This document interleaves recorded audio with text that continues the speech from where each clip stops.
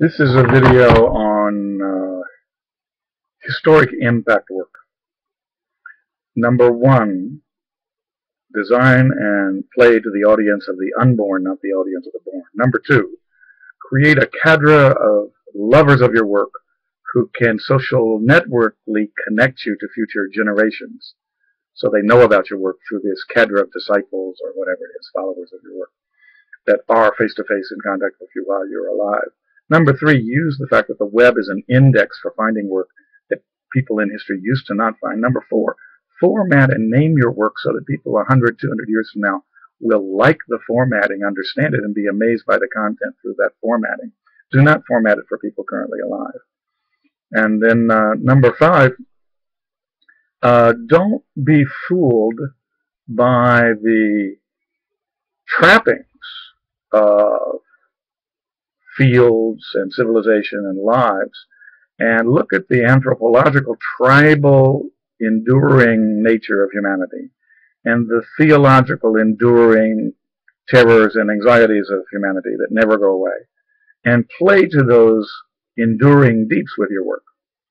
And that kind of need, the tribal closeness and the feeling of being imprisoned and too close to my tribe, and then the theological terror of the human situation and the dreams and ideals and striving that distract me from the terrors of my situation on the theological side. Those elements of the human condition are probably not going to go away in the next 200 years. And you play to them, and you're rooted deeply. Your work is rooted deeply, and it can be appreciated. So those five things.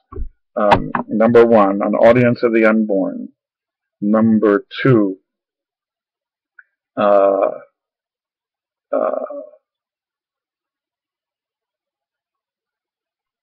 make sure that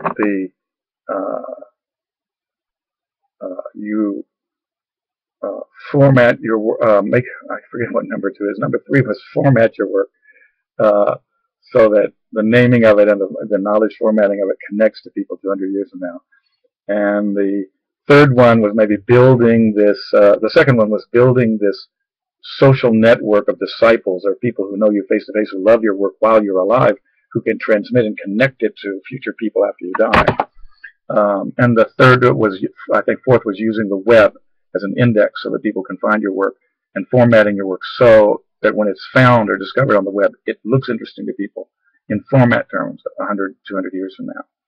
And then finally, the fifth point is that if you root your work in the tribal nature of humanity and the theological anxieties of humanity, it's likely to be appreciated 200, 300 years from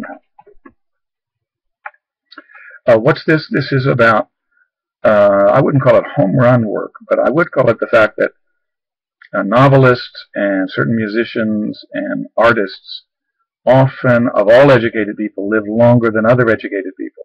And educated people live longer than uneducated people. And they live longer because they really are satisfied with their life more. And why are they more satisfied more? They test out as more satisfied because the creative works they've made speak for them to people in places where they can't go physically now, and to times when they're not going to be alive. And so they know the most beautiful, intimate, sophisticated parts of themselves are going to be there for future generations to be amazed by through the creative works that they've made. And if you've a person who's lived your entire work without creative works, you just don't have that satisfaction.